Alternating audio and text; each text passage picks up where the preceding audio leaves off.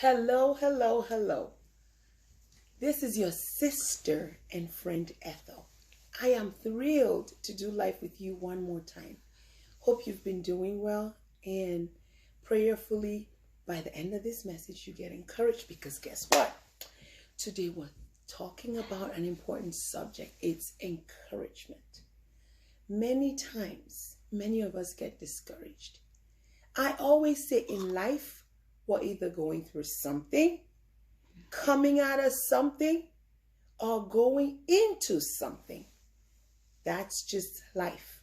Now, how we navigate through is what gives us the victory or makes us fall down and boo-hoo.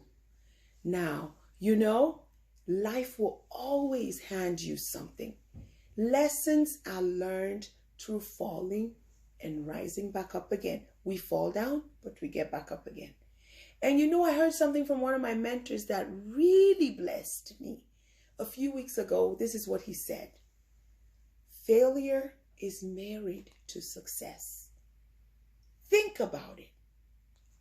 Failure is married to success. Why do I bring up the subject of failure? Because 90% of the time we get discouraged because we failed at something or we failed through something. And disappointment is simply unmet expectations. We have expectations of ourselves or others. And when these expectations are not met, we get discouraged, we get disappointed.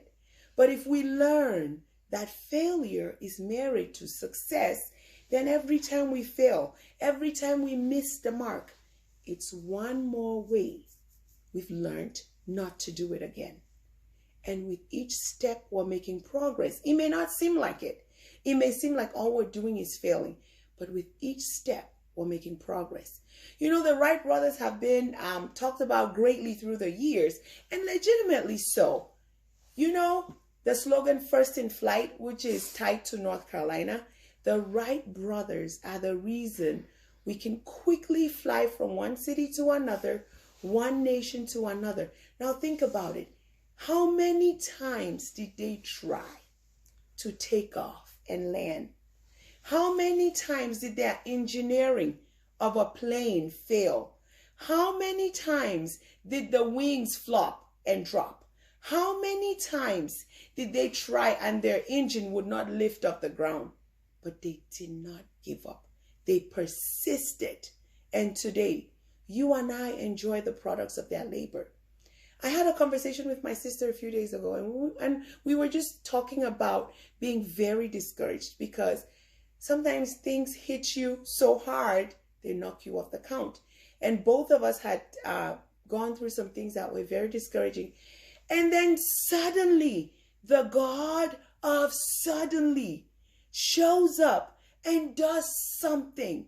The Bible says he's our glory and the lifter up of our heads. When our head is hung down, when we're discouraged, when things are falling apart, when things look like they're not working out in our favor, suddenly God gives us a glimpse of hope that helps us to keep pushing on. There's a story about the woman with the issue of blood in the Bible. When we read that story, it says for 12 years, she sought a remedy to her dilemma. She was bleeding, hemorrhaging continuously for 12 years. Now, I imagine she probably desperately wanted to get married, but then the bleeding was in the way. She would lay in the bed, bleeding, wake up, bleeding. The Bible says she spent all her financial resources going from one physician to the next, one expert to the next, seeking a solution to her problem. You and I know 12 whole years is discouraging, yet she persisted. And then one day she heard Jesus was coming around. Do you know what she did? She left her home. Now she is unclean. In the society where she lived, she's not even supposed to step out her door. She's not even supposed to be in a crowd in public without screaming, "Unclean coming," so everyone can move out the way, because her case is so bad that no one needs to be in the same space with her at the same time.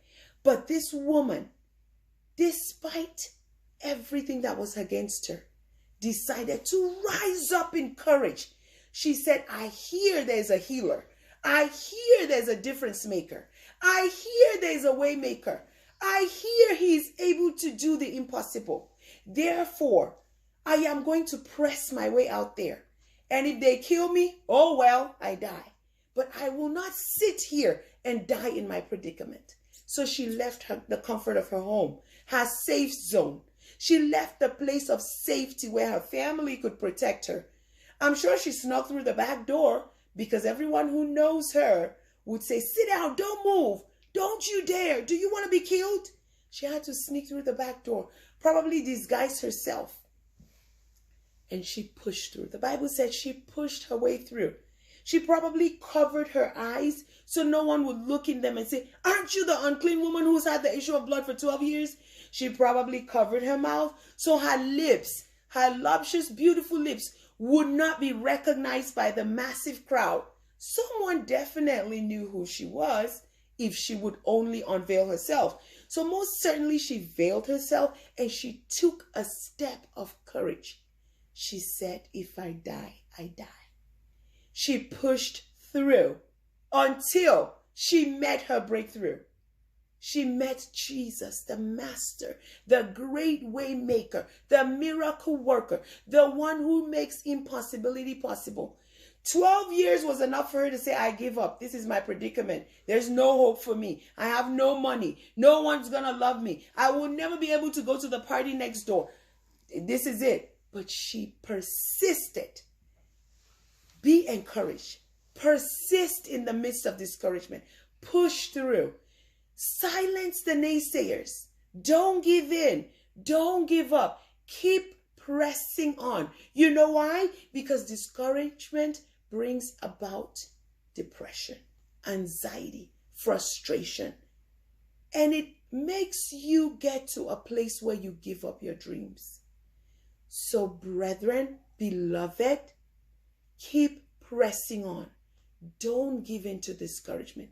May the God of all comfort comfort you amidst whatever it is that you're going through, so that with the same comfort that he gives you, you will in turn be able to comfort others. Be encouraged. It's not over yet. It may look like it, but you're not discounted. So be encouraged. Keep on keeping on. God bless you.